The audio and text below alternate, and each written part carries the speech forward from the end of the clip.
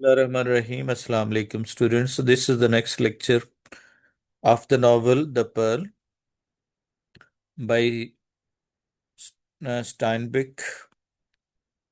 अभी हमें पिछले लेक्चर में हमने देखा कि प्लॉट जो है वो इस तरह से मूव करता है कि एक क्रिटिकल और very significant incident takes place of stinging the small child of Kino and Juana Coyotito को जब वो स्टिंग करता है तो दे प्लान टू क्योर या गेट द बेबी क्योर्ड और वो डॉक्टर के पास जाना चाहते हैं। अब यहां से स्टोरी का आगाज होता है। तो अब देखिएगा, अब वो उस जगह पे पहुंचे जहां पे ब्रश हाउसेस रुक खत्म हो गए and city of stone and plaster began. अब स्टोन और प्लास्टर जो है ये सिंबल है किस बात की? ये रिचनेस की अलामत है। यहाँ पे हमें डिफरेंस या डिफरेंट लाइफस्टाइल नजर आता है। यहाँ पे ये रिच क्लास को शो करता है, यानी कि यहाँ से रिच क्लास की सिंबल है। ये स्टोन और प्लास्टर हाउसेस जो है वो रिच क्लास की सिंबल है। The city of harsh outer wall है। इसकी जो हार्श आउटर वॉल है, इससे मुराद वो लोग अनफ्रेंडली हैं, वो लोग अनकाइंड हैं। तो यहाँ पे अनकाइंड एटीट्यूड को सिंबॉलिकली स्टैनबेक जो है वो मेंशन करता है कि वो बड़े ही हार्श एटीट्यूड के साथ वो एटीट्यूड रखते हैं towards the people with low income. और इनर कूल गार्डन्स हैं ये। That is a very ironical कि ज़ाहिरी तौर पे वो अंदर से बड़े कूल गार्डन्स हैं, यानी ये अंदर से लग्जरियस है, but they are very harsh outside. Where a little water played है and bougainvillea crusted the walls. ये क्लाइंबिंग प्लांट होता है, वहां पे आपको नजर आ रहा है ये। आपको पिक्चर में नजर आएगा, ये प्लांट है। वहां पे ये जो बेल नजर आ रही है प्लांट को कहते हैं Borgohain villa. Climbing tropical plant होता है जो बड़े कलरफुल फ्लावर्स होते हैं। तो ये भी अभी हमें देखते हैं कि इसकी जो बैकग्राउंड है वो सारी की सारी रिच फैक्शन ऑफ सोसाइटी को रिप्रेजेंट कर रही है। और यहाँ पे हार्श आउटर और इनर कूल को रिप्रेजेंट कर रही है, यानी एक हार्श, बाहर से वो रवैया उनका हार्श है, लेकिन है वो कूल एनवायरनमेंट में रहते हैं। जिस तरह से एक एसी में रहने वाला बाहर आके वो इंतहाई गुस्से में बात करता है। प्लेड एंड वो क्रस्टेड द वॉल्स, यानी दीवार के ऊपर बाहर से नजर आ रहे थे, उभरे हुए थे। Purple and brick red and white.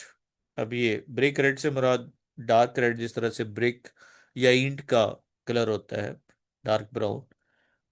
वो उनने आवाज सुनी, the secret gardens, the singing of cage bird. Cage भी यहाँ पे अलामत है। यहाँ से वो, उसमें केज का मतलब होता है वहां पे बर्ड्स रखे हुए थे और उन्होंने उसको पिंजरे में बंद किया हुआ था। अब केज वर्ड का जो सिंबल यूज कर रहा है ये भी आ, यहाँ पे स्लेवरी को इंडिकेट कर रहा है। स्लेवरी को, बॉन्डेज को, यानी कि उसके नतीजे में आ, वो बॉन्डेज या वो स्लेवरी को इंडिकेट कर रहा है कि जो इंपीरियल सोसाइटी है, जो कॉलोनियल सोसाइटी है, उन्होंने गरीब लोगों को इस्तेसाल करते हैं और उनको पिंजरे में बंद किया हुआ है। और इससे मुराद वैसे अमीर लोग जिस तरह से पेट्स और बर्ड्स जो है वो रखते हैं, तो वहां पे परिंदों को रखा हुआ था खूबसूरती के लिए। तो इसका मतलब है कि according to them there is no value of freedom. उनके यहाँ फ्रीडम की कोई वैल्यू नहीं है। और ऑफ द पुअर पीपल, यहाँ पे पुअर पीपल वो बर्ड्स हैं जिनको बंद किया हुआ है। And heard the splash of cooling water on the hot flagstone. Flagstone बड़े बड़े स्टोन्स होते हैं जो फ्लोर पे लगे होते हैं, जिस तरह से आपको ये फर्श पर नजर आ रहा है। तो ये तो हमने क्रिटिकली हमने देखा कि अगर हम क्रिटिकली एनालाइज करें तो यहाँ पे वो डिफरेंस बता रहा है, difference between between poor and rich. यहाँ पे वो डिफरेंस हमें दिखा रहा है इसके जरिए से। और हमें of the exploitation of the poor, गरीबों की जो एक्सप्लॉयटेशन करते हैं कॉलोनियल पे। और उसके अलावा हमें क्रिटिसिज्म नजर आ रहा है, क्रिटिसिज्म ऑन कॉलोनियल पास या कॉलोनियलिज्म, जिसमें वो इस्तेसाल करते हैं, वहां पे लोकल लोगों का इस्तेसाल करते हैं। तो दैट इज कि हाउ यहाँ पे दो तरह की लाइफ को बयान किया है। तो अब हमने यहाँ पे जो ग्रामेटिकल स्ट्रक्चर्स को देखना है, ब्रिक, रेड एंड वाइट। अब जब दो एडजेक्टिव्स को कंपाउंड बनाते हैं हम, तो उनके दरमियान हम हाइफन का इस्तेमाल करते हैं उनको अलग करने के लिए। जब कंपाउंड बनाना हो तो तब हम इसका इस्तेमाल करते हैं। और उसके बाद हमें वेयर जो है वो प्लेस के लिए यूज करते हैं, ये वेयर प्लेस की क्लॉज है। तो ये तो था जी हमारा अ, इसके मुतल्लिक जो हमने पढ़ा अभी। अब नेक्स्ट स्लाइड की तरफ चलते हैं। प्रोसेशन जो है क्रॉस करता है। प्रोसेशन, अब जाहिर है वो एक ग्रुप में जा रहे थे। प्रोसेशन का मतलब हजूम, गैदरिंग जो थी उसको कहते हैं, ग्रुप ऑफ पीपल। वो ब्लाइंडिंग प्लाजा, ब्लाइंडिंग प्लाजा से मुराद जो है वो ये हमें इस तरह से ब्लाइंडिंग प्लाजा कहते हैं हम उसको, यानी ऐसा पब्लिक स्क्वायर जो है वो जो शाइनिंग होता है इन द स्ट्रॉन्ग सनलाइट, और इसको देखना मुश्किल होता है। तो यहाँ पे भी बेसिकली वो रिचनेस की को इंडिकेट कर रहा है कि उसके नतीजे में रिचनेस रिचनेस का सामना था, इतना रिच के वो उनको देखना मुश्किल है उनके लिए। Past in front of the church के सामने से वो गुजर रहे थे, तो यानी कि वो बहुत रोशन था, इतना रोशन कि वो सूरज की किरणें उस पर पड़ रही थी और उनको देखना मुश्किल था। तो बेसिकली ये भी इनफैक्ट सिंबल है रिचनेस की, कि उनका प्लाजा जो है, जो बिल्डिंग है, जो इमारत है, वो बहुत ज्यादा गरीब लोगों के लिए बड़ी ही अमेजिंग है, वो रिचनेस की अलामत है। फ्रंट ऑफ चर्च वो ग्रोन नाउ, और ऑन द आउटस्कर्ट्स जो बाहर वाली तरफ थी। आउटस्कर्ट्स का मतलब सराउंडिंग एरिया जो होता है, उसको हम आउटस्कर्ट्स कहते हैं। तो ये याद रखना है कि आउटस्कर्ट्स जो हमेशा प्लूरल नाउन के तौर पे यूज करते हैं। ये कुछ नाउन्स हैं जो ऑलवेज प्लूरल होते हैं, जिस तरह से आउटस्कर्ट्स है, सेविंग्स है। तो ये नाउन हमेशा प्लूरल के तौर पे यूज करेंगे आउटस्कर्ट्स। इर्द गिर्द की किसी सराउंडिंग में, जो इर्द गिर्द की जगह होती है उसको आउटस्कर्ट्स कहते हैं। Hurrying newcomers were being softly informed how the baby had been stung by scorpion. अब ज़ाहिर है नए लोग आ रहे थे, न्यू कमर्स, तो उनको बड़े आराम से बता रहे थे कि किस तरह से बेबी को स्टंग हुआ बाय स्कॉर्पियन, और father and mother were taking it to the doctor. और वो मदर और फादर डॉक्टर के पास ले जा रहे थे। अब यहाँ पे भी हमें प्रेजेंट पार्टिसिपल का हमें इस्तेमाल नजर आता है, कि जिसमें हरियंग जो है वो न्यू कमर के मीनिंग में इजाफा कर रहा है। तो एज एडजेक्टिव पार्टिसिपल हम तब कहते हैं जब एज एडजेक्टिव एक्ट करे। तो हरियंग प्रेजेंट पार्टिसिपल है जो न्यू कमर के मीनिंग में इजाफा कर रहा है। बीइंग सॉफ्टली इन्फॉर्म्ड यहाँ पे पैसिवाइज है। यहाँ पे हमने कंटिन्यूस टेंस में बीइंग का यूज करते हैं जब पैसिवाइज सेंटेंस इस्तेमाल कर, फॉर्म हमेशा पास्ट पार्टिसिपल फॉर्म ही यूज करते हैं। स्टिंग, स्टंग जो है वो स्टिंग इर्रेगुलर वर्ब है। यहाँ पे स्टिंग की पास्ट फॉर्म स्टंग होती है, इसलिए स्टेंग नहीं होती। तो that can be confusion for the students. और इस तरह से ये था हमारा ग्रामेटिकल स्ट्रक्चर्स। इससे का इसमें भी हमें डिफरेंस ही नजर आता है। अगर हम इसको हम देखें थीमेटिक पर्सपेक्टिव से या एंगल से, तो इसमें हमें main theme difference of the rich and poor class हमें नजर आ रही है।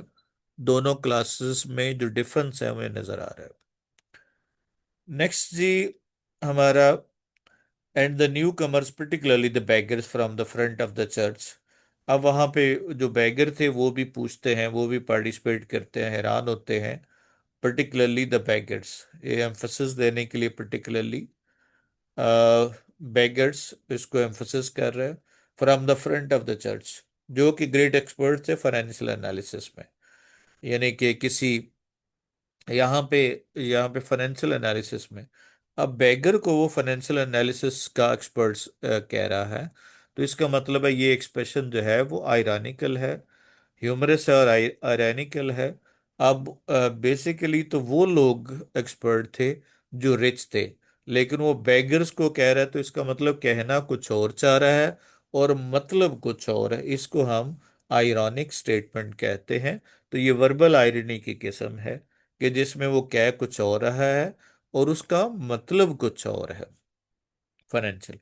तो बेसिकली ये कह रहा है कि गरीब लोगों ने, बेचारों ने क्या फाइनेंशियल एनालिसिस करना है। फाइनेंशियल एनालिसिस तो उसके पास है जो अमीर लोग हैं, उनके पास तो है ही नहीं कुछ भी जिस पे वो एनालिसिस कर सके। Look quickly at the Juana's old blue skirt की तरफ देखते हैं वो बेगर्स। 100 टीयर्स, उसकी शाल में टीयर्स भी नजर आ रहते हैं। Apprise the green ribbon, apprise जो है वो एग्जामिन करते हैं, अप्रेज का मतलब एग्जामिन करना, गौर से देखना। ग्रीन रिबन और हर ब्रेड्स, ब्रेड्स जो है वो जो जिस तरह से यहाँ पे जो बुने होते हैं, जो ब्रेड जो स्टैंड ऑफ हेयर उस पे हमें ये दुपट्टे पे हमें नजर आ रहा है।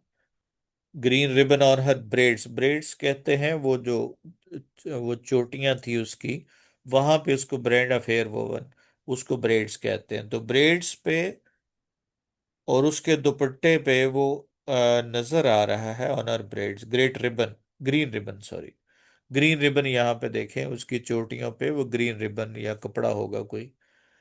Red the edge of Kino's blanket, उसको वो देखते हैं कितना पुराना है। 1000 वॉशिंग ऑफ द क्लोथ्स, और कई हजार दफा धुल चुका है। यहाँ पे एग्जैजरेशन का टूल इस्तेमाल कर रहा है। कई दफा धुलने का मतलब है कि यहाँ पे वो हाईलाइट करता है पॉवर्टी को, यहाँ पे वो हाईलाइट करता है पॉवर्टी। तो that is poverty of the people living there are is exposed, और यहाँ पे ये द राइटर एक्सपोजेस उसको डिस्क्राइब करता है, the poverty of the people and set them down. और सेट देम डाउन का मतलब है set them down as poverty, poverty people, poor people होना चाहिए था। And went along to see what kind of drama might develop, और क्या drama हो सकता है। अब यहाँ पे हमने देखा कि यहाँ पे जो अगर हम देखें इसके क्वेश्चन या थेमेटिक पर्सपेक्टिव से, तो हमें नजर आ रहा है कि यहाँ पे वो उनकी जो पॉवर्टी है, जो उनके मुश्किल हालात हैं, उनको राइटर हाईलाइट करता है, उनको वो डिस्क्राइब करता है उन हालात को। और आयरानिकली यहाँ पे हमें लैंग्वेज का जो इस्तेमाल है, इसका मतलब है कि यहाँ पे राइटर, अगर राइटर के ये क्वेश्चन आ जाए उसकी लैंग्वेज पे, तो he uses symbolic language, symbolic language use करता है। और उसके बाद बहुत सारे आयरानिक आयरानिक स्टेटमेंट्स का यूज करता है। यूज वर्बल आयरनी, वो वर्बल आयरनी का इस्तेमाल करता है। तो ये उसके लैंग्वेज कोई एक्सप्रेशन के तरीके हैं। अगर हम स्टाइल ऑफ, ये हम कह सकते हैं स्टाइल ऑफ राइटिंग, या कौन से फीचर्स ऑफ राइटिंग हमें नजर आते हैं उस राइटर के। तो इसमें हमें ये क्वेश्चन हम टेकअप कर सकते हैं कि कौन से हमें फीचर्स नजर आ रहे हैं उस राइटर के। जी बच्चों, उसके बाद है नेक्स्ट हमारे पास अगली स्लाइड आती है। अब फोर बेगर्स हैं in front of the church है। वो हर घर की हर चीज जानते थे, ये पूरे शहर को जानते थे।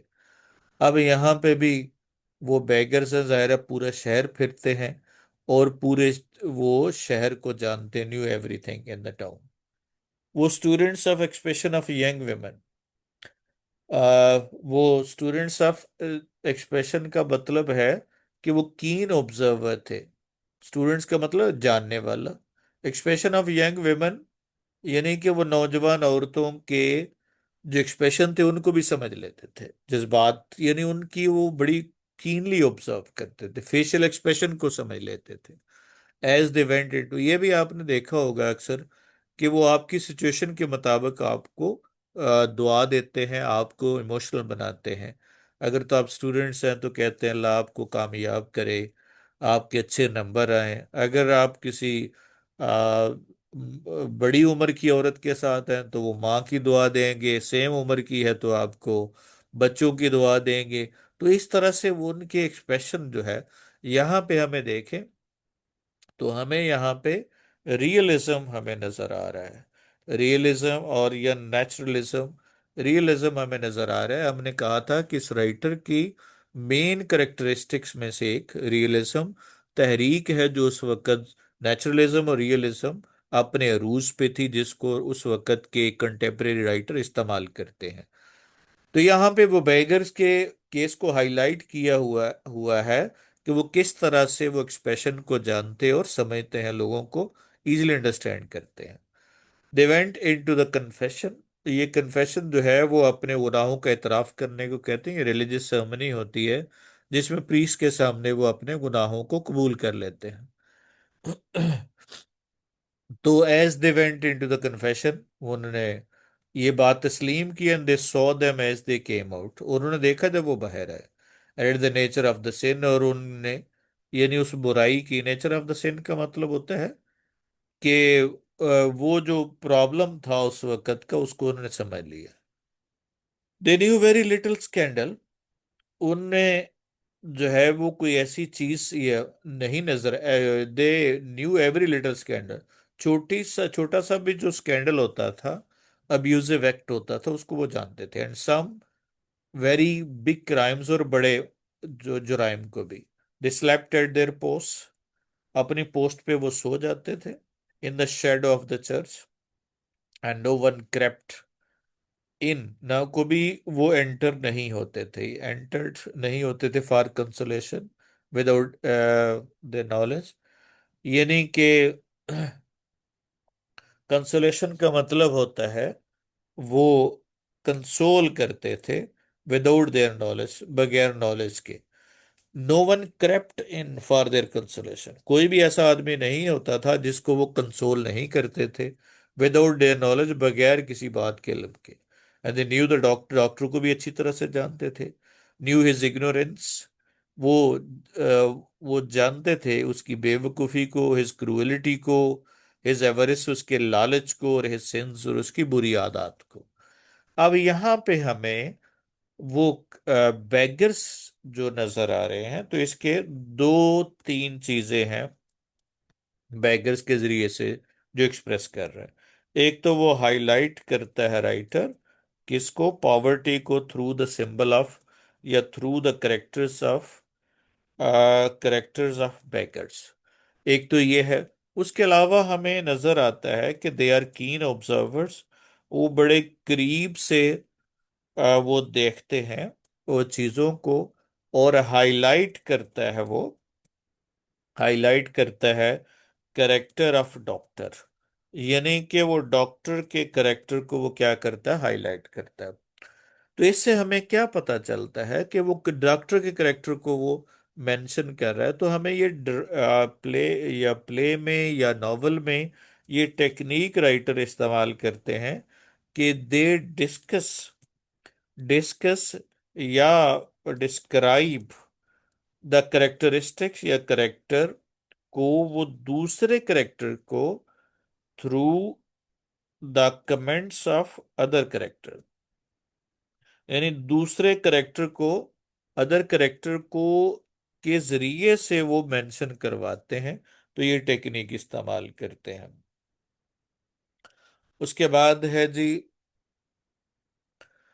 नेक्स्ट जो है, हम देखते हैं जी नेक्स्ट। दे न्यू कि हिज क्लमसी एटीट्यूड, उसका जो बुरा एटीट्यूड था, केयरलेस एटीट्यूड था, awkward एटीट्यूड था, उसको वो अच्छी तरह से समझते थे। और उन्होंने had seen his corpses go into the church, और उसके डेड बॉडीज जो पेशेंट की आती थी, उनको वो अस्पताल में चर्च में ले जाते हुए, क्योंकि वहां पे सर्विस होती है, वो उसके लिए दुआ मांगी जाती है। सर्विस से मुराद सर्विसेज जो संडे सर्विसेज होती है, या मौत पे या शादी पे वो सर्विसेज करते हैं, यानी इबादत करते हैं। Since early mass was over, early mass से मुराद जो है वो मॉर्निंग रिलीजियस सर्विस है, यानी वो सुबह उठ के जो इबादत करते हैं, ओवर। और बिजनेस अब स्लो था। दे फॉलोड द प्रोसेशन, वो भी प्रोसेशन के यानी उस हजूम के साथ साथ चल पड़े। ये बैगर हमें नजर आ रहे हैं, उसके पीछे पीछे चल रहे हैं। These endless searches after perfect knowledge, ये अब यहाँ पे भी आयरानिकली वो बयान कर रहा है कि एंडलेस सर्चर्स थे।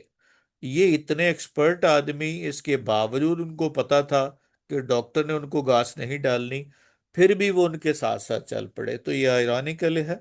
यहाँ पे आयरनी का यूज करते हुए राइटर उनके करेक्टर को बयान कर रहा है। Of their fellow man to see what the lazy fat lazy doctor would do about an indigent baby with scorpion bite.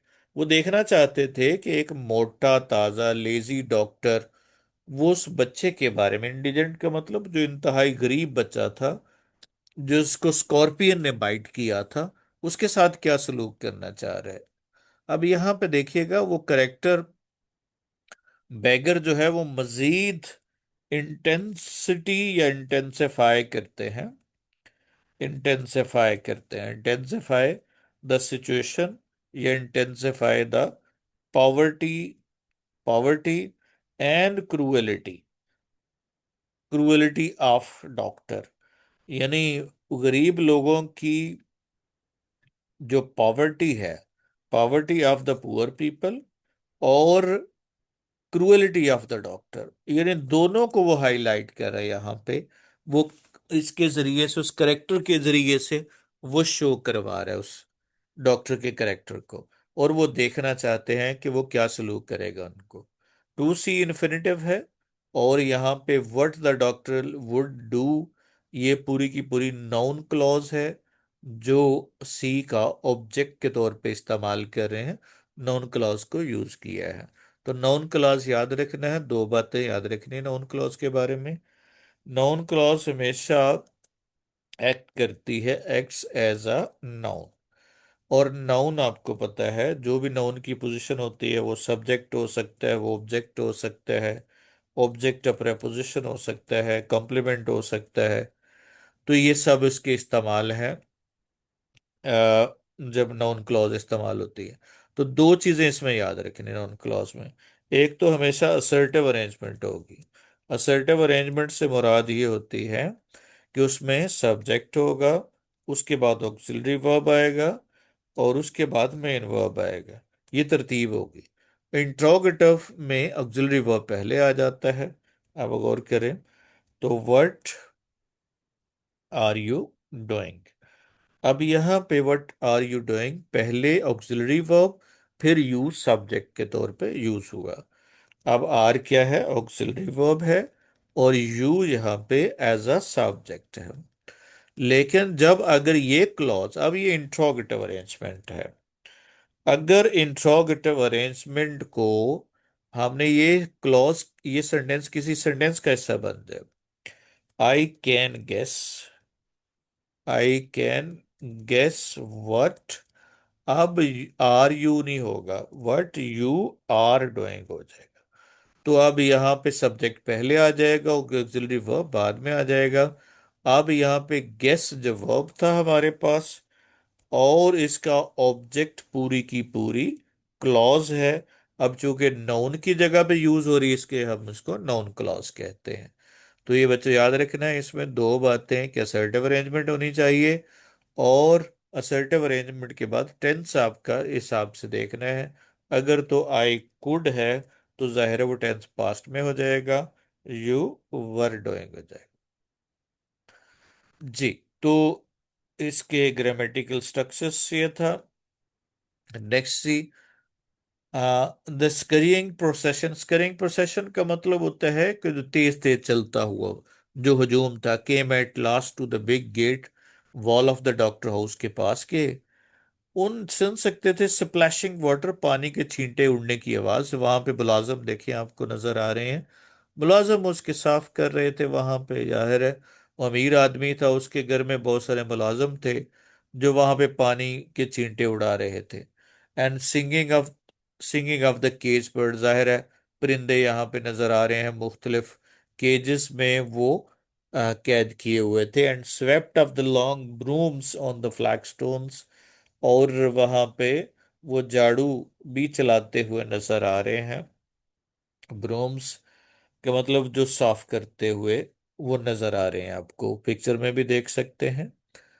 On the flag stones, वो हमने पहले पढ़ लिया है कि वहां पे पत्थर लगे हुए थे, जिस तरह से आप कह ले टफ टाइल की तरह। And they could smell the flying of meat from the doctors house, और जाहिर है फ्राइंग ऑफ मीट, सॉरी, तो वो वहां पे खुशबू की अलामत है। अब यहाँ पे ये सारी चीजें कौन कौन सी चीजें इंडिकेट करती हैं prosperity, prosperity of the doctor, हमें कौन कौन सी चीजें डिटरमन करती हैं? एक तो उसमें बहुत सारे सर्वेंट्स थे, यहां से पता चल रहा है। अब यहाँ पे फ्राइंग स्मेल ऑफ मीट है, उससे हमें पता चल रहा है। और ह्यूज या मैसिव गेट है उसका, उससे हमें पता चल रहा है। तो ये सारी चीजें हमें इंडिकेट करती हैं कि यहाँ पे दो क्लासेस को एक्सप्रेस किया है, एक रिच क्लास है और एक पुअर क्लास है। जी।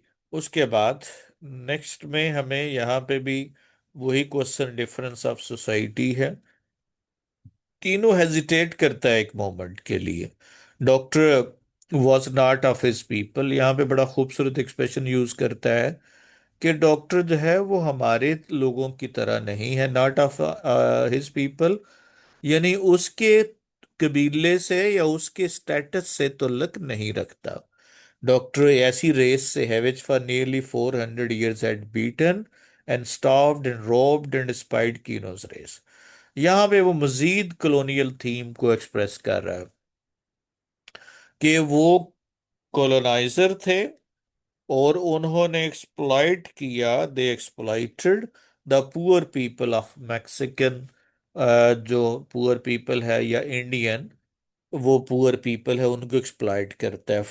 400 years कह रहा है, तो 400 years से मुराद है कि वो जो कॉलोनियलिज्म की पूरी तारीख है उसको वो मेंशन कर रहे हैं। स्टार्व्ड एंड रोब्ड, उनको भूखे रखा, उनको मारा पीटा, उनसे छीन लिया, डिस्पाइस और उससे नफरत भी करते हैं। कीनोज रेस से मुराद वो तमाम गरीब लोग। और frighten to so it indigene came humbly. Indigene का मतलब native inhabitants of the country, जो रेड इंडियन थे वो नेटिव थे वहां के, उसको इंडिजिनस से निकला है इंडिजीन। इंडिजिनस से मुराद लोकली रहने वाले। केम हम्बली टू द डोर, वो उस वहां पे ज़ाहिर मुलाजिम होगा जो दरवाजे तक आया। And as always when he came near to one of his race, Kino felt weak and afraid.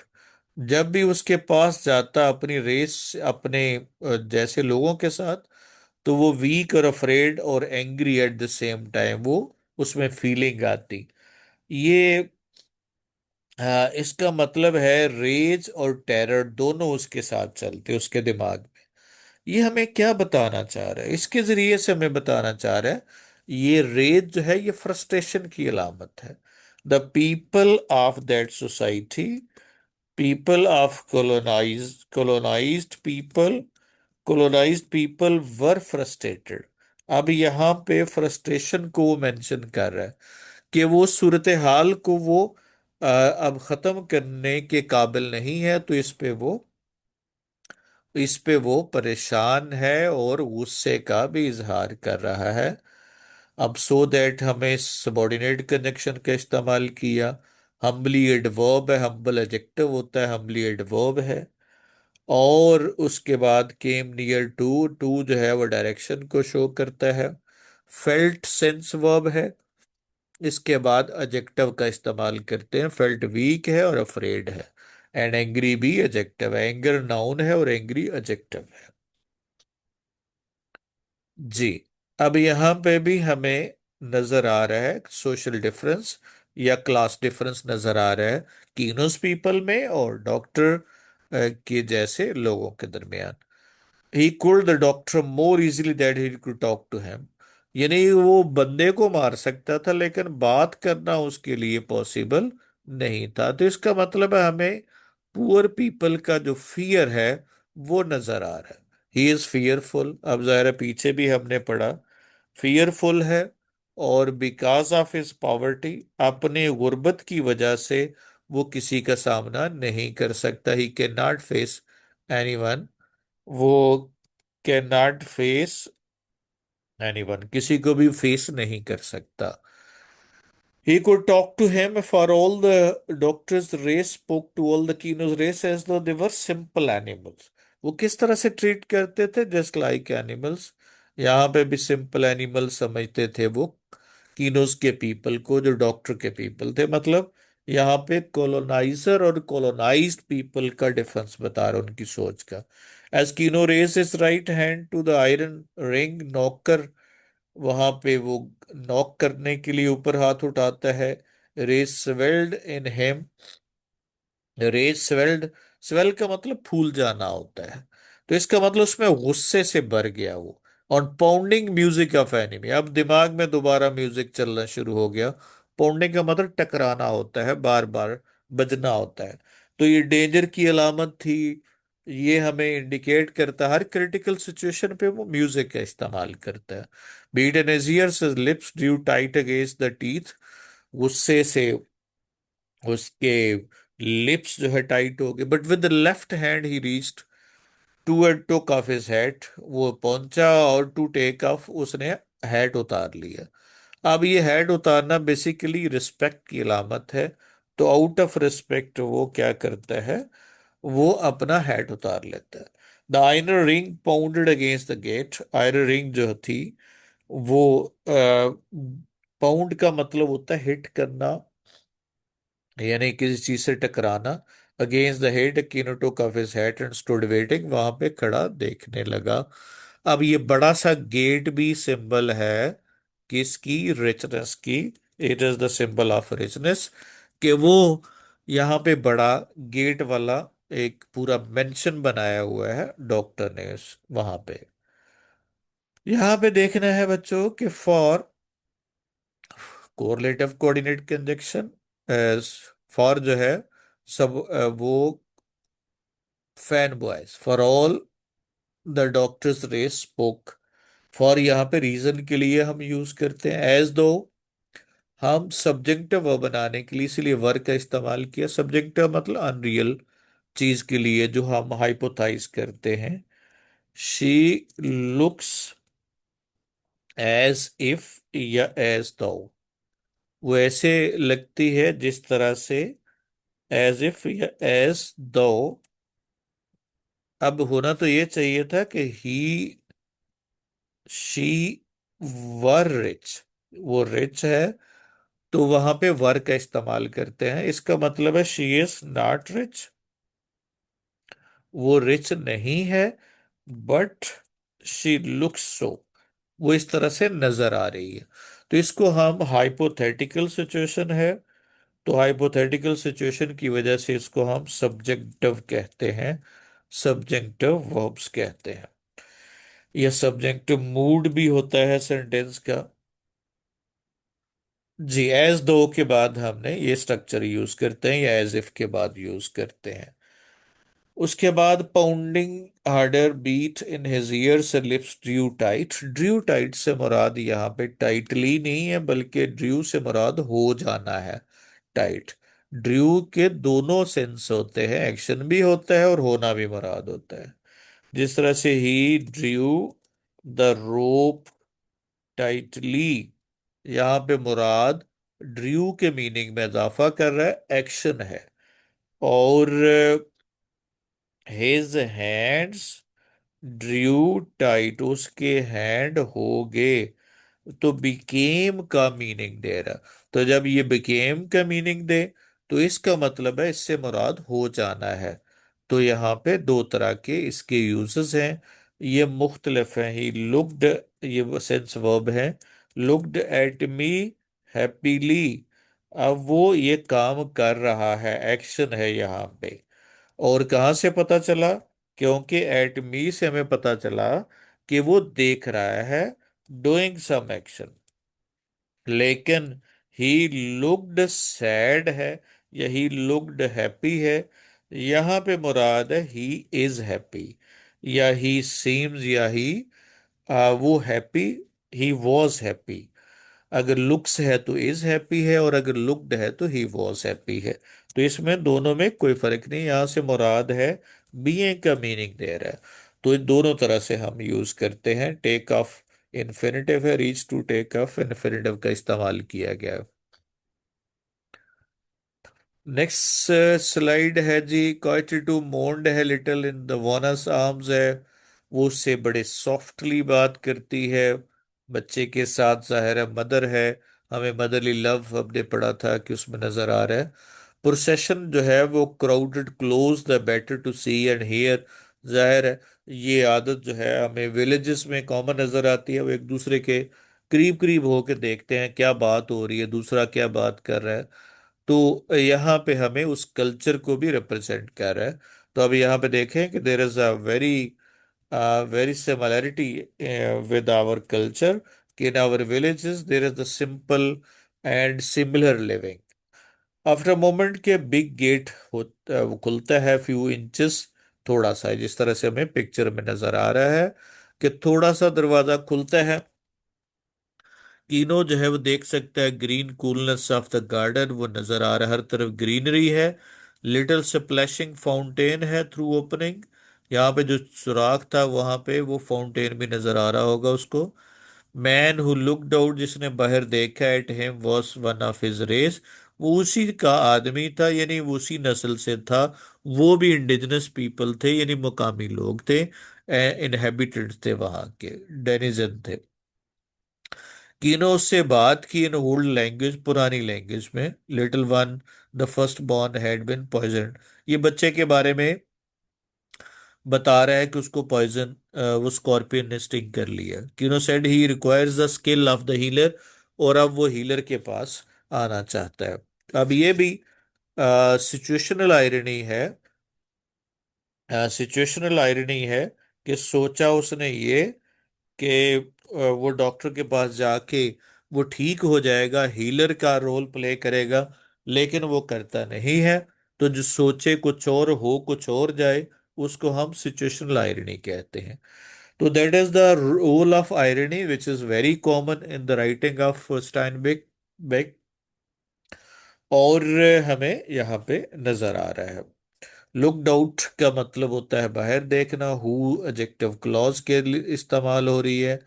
One of his own races, basically होना चाहिए था वन ऑफ के बाद नॉन हमेशा प्लूरल लगाते हैं। वन ऑफ द बॉयज, तो उसके बाद इज हैप्पी। तो अभी यहाँ पे वन सब्जेक्ट है, बॉय सब्जेक्ट नहीं है। यहाँ पे one of his own race, यहाँ में मुराद है कि उस जैसी रेस का या उस जैसी नस्ल से तुल्लक रखता है।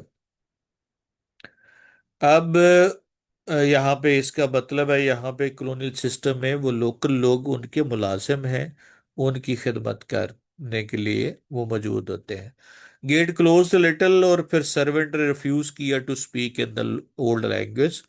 अब यहाँ पे ओल्ड लैंग्वेज का मतलब ना बोलने से क्या मुराद है कि दे डिसलाइक देयर लैंग्वेज, वो पुरानी लैंग्वेज को भी नापसंद करते हैं।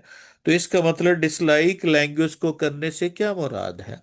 इससे मुराद है कि they hate the poor people, या वहां पे लोकल लोग उनको नफरत करता है, वो जो कॉलोनाइजर थे। लिटिल मोमेंट ही सेड कि I go to inform my self and close the gate, और स्लिट द बोल्ट, वहां पे चटखनी लगा ली, वो कुंडी लगा ली उसने, slit the bolt home. Glaring sun जो था, जो चमक रहा था, glaring sun through the bunched shadow. Bunch shadow से मुराद है कि वो जो गुच्छा था, शेडो ऑफ द पीपल, गुच्छा मुराद, बंच शेडो से मुराद है कि यहाँ पे वो नजर आ रहा था साया। बंच का मतलब इकट्ठे होना होता है, जिस तरह से बंच होता है, कोई गुच्छा होता है अंगूरों का, उसको बंच कहते हैं।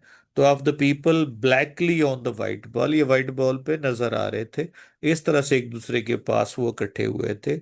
और ये कुंडी वो लगा लेता है, जो बोल्ट की बात कर रहा है उसने स्लिड कर लिए।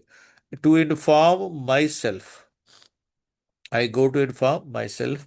अब ये माई सेल्फ जो है वो दो तरह से इस्तेमाल करते हैं। एक तो हमारे पास है जी एज अ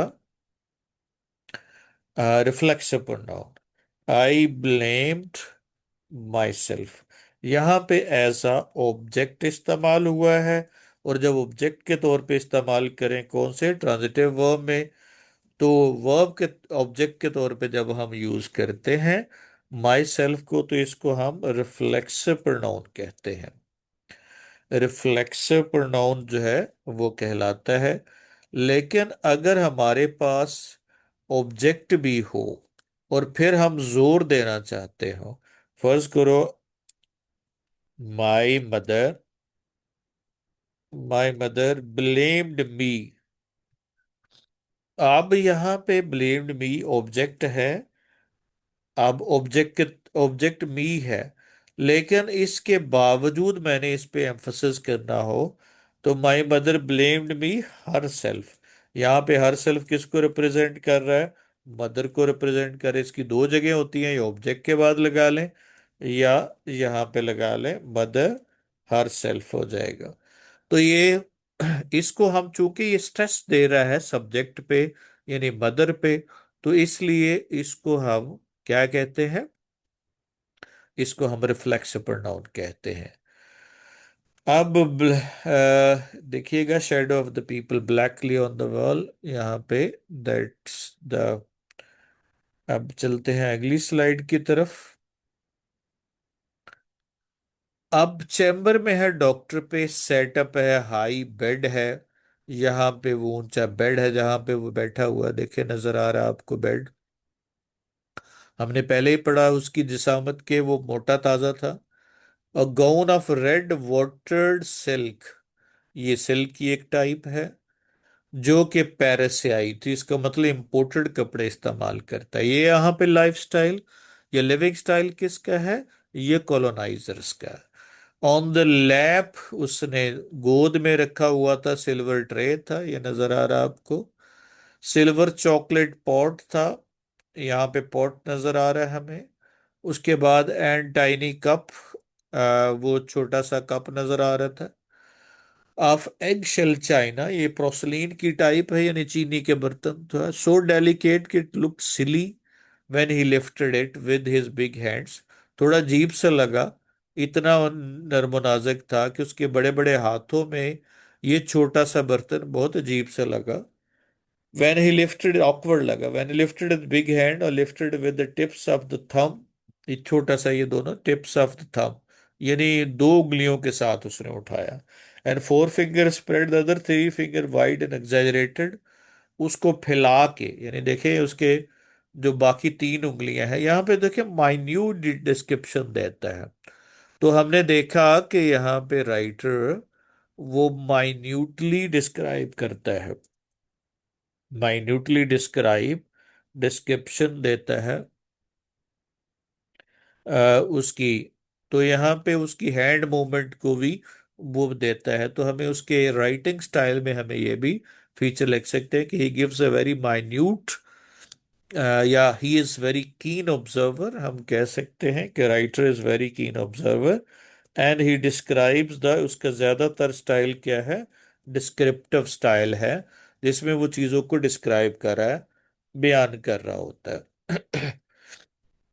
अब सो जो है, हम सो डेलिकेट, अब यहाँ पे यूज किया गया है सो डेलिकेट, तो सो का इस्तेमाल हम एम्फोसिस देने के लिए यूज करते हैं। फर्ज करो हमने कहना है कि ये बहुत मुश्किल है, तो इट इज वेरी डिफिकल्ट। ये सेंटेंस जो है ना वो हो गया। लेकिन अगर हम कहते हैं कि इतना मुश्किल है, इट इज सो डिफिकल्ट, इतना मुश्किल है दैट इट सरप्राइजेस एवरीवन, ये हर किसी को वो सरप्राइज कर देता है। तो ये हमें एम्फोसिस देने के लिए ये स्ट्रक्चर हम इस्तेमाल करते हैं, सो के साथ हम यूज करते हैं। उसके बाद स्प्रेड जो है उसकी सारी फॉर्म सेम होती हैं। And spread the three fingers wide. Wide जो है पोस्ट पॉजिटिव एडजेक्टिव होता है, वाइड यानी he he opened his legs wide. यहाँ पे मुराद है ये हमें wide as a adjective, adjective complement के तौर पे यूज कर रहे हैं। यहाँ पे लेग्स के मीनिंग में इजाफा कर रहा है, यानी कि ये एडजेक्टिव जो है ना के तौर पे यूज कर रहे हैं। Open the legs wide, wide adjective के तौर पे यूज कर रहे हैं। तो इस तरह से जी हमने देखा कि next ji.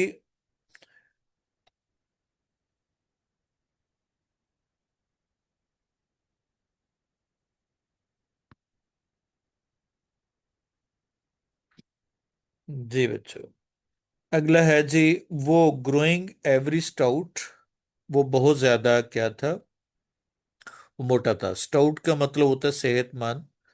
And his voice horse थी, उसकी आवाज बड़ी भारी थी।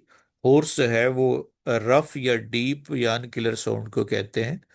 Fat that pressed on his throat, और उसके फैट थी, यानी चिन, बड़ी चिन थी, pressed on his fat. Beside him on the table एक स्मॉल ओरिएंटल गोंग था, एक घंटी थी। यहाँ पे ये देखिए गोंग नजर आ रहा है, ये गोंग से मुराद है बेल को कहते हैं। And a bowl of cigarettes, हमें बाउल ऑफ सिगरेट भी नजर आ रहा है वहां पे। अब ये सारी की सारी फैशनेबल क्लास है, यानी फैशनेबल है। और यहाँ पे हमें नजर आ रहा है रिच पीपल को रिप्रेजेंट करता है। यहाँ पे जो डॉक्टर है वो उसका रिप्रेजेंटेटिव है। Furnishing of the room were, furnishing यहाँ पे ये प्लूरल नाउन है। फर्निशिंग वर वो सब्जेक्ट क्योंकि प्लूरल है तो वर का यूज किया। फर्निशिंग जो उसकी सजावट थी, या फर्नीचर था या डेकोरेटिव ऑब्जेक्ट्स थी, वो हैवी और डार्क थी और ग्लूमी थी। ग्लूमी से मुराद सैड नहीं है, वैसे इसका मतलब सैड होता है। तो ग्लूमी से मुराद है कि वो थोड़ी जो है वो स्टिलनेस मौजूद थी उसमें। पिक्चर्स वर रिलीजियस थी। अब ये भी जो है वो उनकी, ये क्या है, ये हिपोक्रेसी है। हमें यहाँ पे हिपोक्रेसी नजर आ रही है किसकी, उस क्लास की, डॉक्टर की क्लास की, जो कॉलोनियल पावर्स थे या कॉलोनियल वो पावर थी। किस तरह से वो जाहिरी तौर पे वो क्या शो कर रहे हैं अपने आप को, वो अपने आप को रिलीजियस शो कर रहे हैं। लेकिन इनफैक्ट वो that is a just, they just show off, वो सिर्फ शो ऑफ करते हैं। They are not religious at all, वो बिल्कुल भी रिलीजियस नहीं है। और इवन लार्ज टिंटेड फोटोग्राफ वो ऑफ द डेड वाइफ, उसने वहां पे वो वाइफ की पिक्चर भी लगाई हुई है उसने।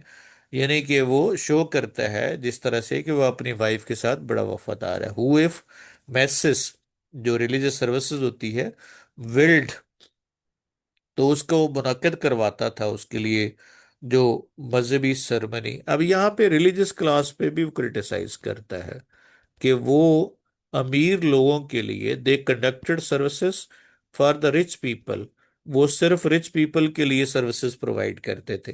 तो अब यहाँ पे समझ लें कि ये वो क्रिटिसाइज करता है every section of the society.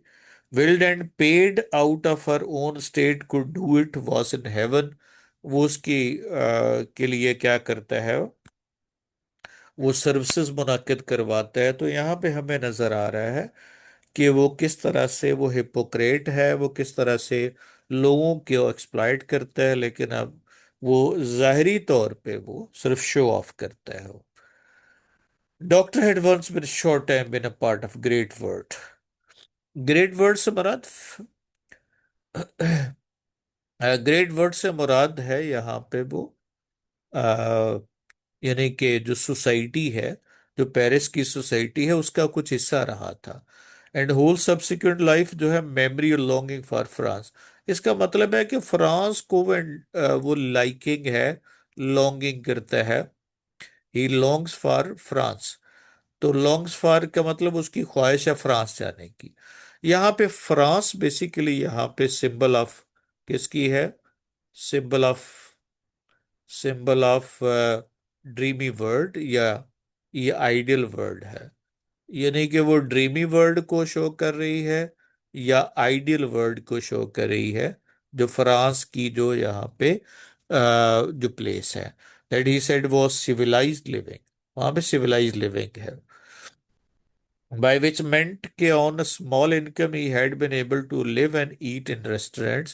वो थोड़ी इनकम में भी वहां पे रह सकता है। अब यहाँ पे ये भी आयरॉनिकल है कि उसके पास बहुत सारी दौलत है, दौलत का इजहार कर रहा है, जबकि वो कह रहा है कि वो meant that on a small income he had been able to live and eat। और ये भी हो सकता है कि उसके हम्बल सर्कमस्टांसेस हों, कि पहले वो गरीब फैमिली से तल्लुक रखता, बाद में वो डॉक्टर बन के वो अमीर हो गया जब लोगों को एक्सप्लॉइट किया। He poured his second cup of chocolate and crumbled a sweet biscuit in his fingers। और वो फिंगर में वो बिस्किट को गमाता है। क्रम्बल्ड का मतलब होता है तोड़ देना, टुकड़े कर देना, इकट्ठा कर देना। Sweet biscuit in his hand. और servant from the gate came to the open door and stood waiting to be notice. और वहां पे खड़ा होके वेट करने लगा कि वो कब उसकी उस पर नजर पड़े। अब यहाँ पे इतनी भी जरूरत नहीं है वो मुलाजिम को कि उसको बुला ले, उसको मुखातिब करे। वो उसके वेटिंग में मौजूद है। तो अब यहाँ पे लेविस स्टाइल ऑफ डॉक्टर हमें नजर आता है। और यहाँ पे भी हमें आयरॉनिकली वो हाईलाइट करता है exploitation of the rich class. Yes doctor ask. वो ये मुलाजिम उसको कह रहा है, लिटिल इंडियन जो है वो कहता है बच्चा है। तो स्कॉर्पियो ने उसको स्टैंग किया, वो आके बताता है। Doctor put is cap down. वो कैप नीचे उतारता है एंड जेंटली रखता है। Before late his finger rise. दोबारा उंगलियों से उठाने से पहले। लेट के बाद हमने बेर इन्फिनेटिव यूज करते हैं, यानी फर्स्ट फॉर्म यूज करते हैं, लेट के बाद टू नहीं लगाते। Came cup down, sorry, put down का मतलब लिखना भी होता है, इससे दो मतलब होते हैं। राइट करना भी होता है और किसी चीज का नीचे रख देना भी पुट होता है। Have I nothing better to do than cure insects bite for little Indians. वो कहता है कि यहाँ पे वो हैव आई नथिंग बेटर, क्या क्या मेरे पास इससे बेहतर काम नहीं है टू डू, ये काम करने के लिए, देन क्योर इंसेक्ट्स बाइट। वो कीड़ों का काटने का, for little Indian. Little Indian का एक्सप्रेशन यहाँ पे यूज करता है। यहाँ पे वो उसके छोटेपन को यहाँ पे साइज के हिसाब से नहीं दिखा रहा, बल्कि वो पुअर पीपल है जिसकी वजह से वो हेटेड का इजहार कर रहा है। उसके लिए वो वर्ड लिटिल इंडियन यूज कर रहा है। I am a doctor not a veterinary. Veterinary से मुराद है कि ये जानवर। यहाँ पे वो क्या समझता है? He thinks the indigenous people animals. वो इसलिए वो कहता है कि मैं इंसानों का डॉक्टर हूँ, जानवरों का डॉक्टर नहीं हूँ। Yes pattern said the servant. Servant कहता है कि जी मालिक। पैटर्न से मुराद वो मालिक है। सबमिसिवली उसको वो बयान करता है। अब यहाँ पे आपने देखना है कि यहाँ पे हम देखेंगे जी कि स्ट्रक्चर देखेंगे। अब देन का जब स्ट्रक्चर यूज करते हैं तो जो पहले स्ट्रक्चर होता है, यहाँ पे हमें टू डू और टू देन टू क्योर, तो बेसिकली सेम स्ट्रक्चर होना चाहिए। देन के साथ हम दोनों सेम स्ट्रक्चर यूज करते हैं। जब हमने कंट्रास्टिंग वर्ड यूज करना हो तो वहां पे दरमियान में कॉमा लगाते हैं। जिस तरह से आई आई एम अ राइटर, मैं एक राइटर हूं, नॉट टीचर। तो अब यहाँ पे एम्फोसिस देने के लिए कंट्रास्टिंग वर्ड यूज करते हैं। तो दरमियान में हम क्या यूज करते हैं, कॉमा का इस्तेमाल करते हैं। जी, अब जरा आ जाएं जी क्वेश्चंस पे। अब contrast between the brush houses and city of stones क्या हाईलाइट करते हैं। तो यहाँ पे दो इसके कीवर्ड हैं, स्टोन और जो है वो स्टोन और प्लास्टर, और उसके बाद दूसरा है ब्रश हाउसेस। तो दो तरह की, जाहिर है स्टोन और प्लास्टर सिंबल है रिच क्लास को, और जो ब्रश हाउसेस हैं ये पुअर क्लास को रिप्रेजेंट करते हैं। तो ये क्या हाईलाइट करता है। तो अब यहाँ पे देखिएगा, रिप्रेजेंट कौन कर रहा है पॉवर्टी को, सिंपलिसिटी को। तो जाहिर है the brush houses represent poverty and simplicity. और यहाँ पे क्या होगा, सिटी ऑफ स्टोन और पेरिस रिप्रेजेंट कर रिच एंड कॉलोनाइजर्स। अब रिच यहाँ पे रिच पीपल है तो दा लगा देंगे। पॉवर्टी और सिंपलिसिटी यहाँ पे दोनों एब्स्ट्रैक्ट नाउन है, तो एब्स्ट्रैक्ट नाउन के साथ हम आर्टिकल का इस्तेमाल नहीं करते जब तक वो जनरलाइज सेंस में इस्तेमाल हो। जब वो स्पेसिफिक हो जाए फिर हम आर्टिकल का इस्तेमाल करते हैं। अब दोनों क्या दिखा रहे हैं। अब जाहिर है शो पे सवाल करना कौन, बोथ शो सोशल डिफरेंसेस या डिफरेंस एंड एक्सप्लॉयटेशन। और ये जो है ना वो देखना है। अब यहाँ पे जिन चीजों का ध्यान रखना है, द ब्रश हाउसेस, तो यहाँ पे स्पेसिफिक हो जाएगा। उसके बाद अगर तो कीनों के लोगों की पॉवर्टी है तो फिर यहाँ पे दा लगाना है, अगर सिंपली हम यूज करेंगे तो फिर दा नहीं लगाना। स्टोन हाउसेस है, यहाँ पे स्टोन हाउसेस ये भी स्पेसिफिक हो जाएंगे। और क्योंकि with cool garden and fountain, ये उसके मीनिंग में इजाफा कर रहे हैं। द रिच से मैंने बताया था पूरी क्लास ऑफ पीपल को रिप्रेजेंट करना, कोलोनाइजर पहले ही प्लूरल है।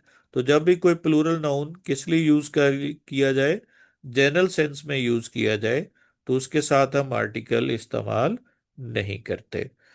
स्टाइनबेक जो है शो करता है social difference exploitation in the society. यहाँ पे भी द इसलिए लगाया क्योंकि ये कौन से हैं जो इन द सोसाइटी है, ये स्पेसिफिक हो जाएगा। अगला सवाल है हमारे पास कि बैगर्स एक्सपर्ट हैं रिवील करने में सोशल सिस्टम जो calculate human worth in terms of money करते हैं। तो ये क्या शो करता है। अब कौन एग्जामिन करते हैं, अगर गौर करें कीनो का ओल्ड ब्लैंकेट कौन, तो द बैगर्स, या बैगर स्पेसिफिक है तो इसलिए हमने कहेंगे द बैगर्स एग्जामिन ओल्ड, और वॉश क्लोथ्स एंड वाना स्टोन शॉल। और यहाँ पे क्या समझते हैं, दे कंसीडर देम, उनको किसको समझते हैं, देम पुअर पीपल। और क्या होगा, it highlights and criticises social system of that, कि इन विच पीपल आर जस्ट। अब लोग जज हो रहे हैं तो पैसे वाइस आ जाएगा, in which people are just according to their wealth and appearance. अब अगर आपने पास्ट में भी यूज कर सकते हैं और प्रेजेंट में भी, अब चूंकि प्रेजेंट में लगा रहे हैं, द बैगर स्पेसिफिक बैगर्स थे। उसके बाद यहाँ पे कंसीडर देम, आप सब के सारा का सारा टेंस प्रेजेंट यूज कर रहे हैं। This highlights and criticises, highlight के साथ ऐसे है तो इसके साथ भी ऐसे है। In which worth of people is judged according to their wealth and appearance. ये तो था हमारा अभी का जो है ना वो lecture. Have a nice time, see you इंशाल्लाह, अल्लाह हाफिज।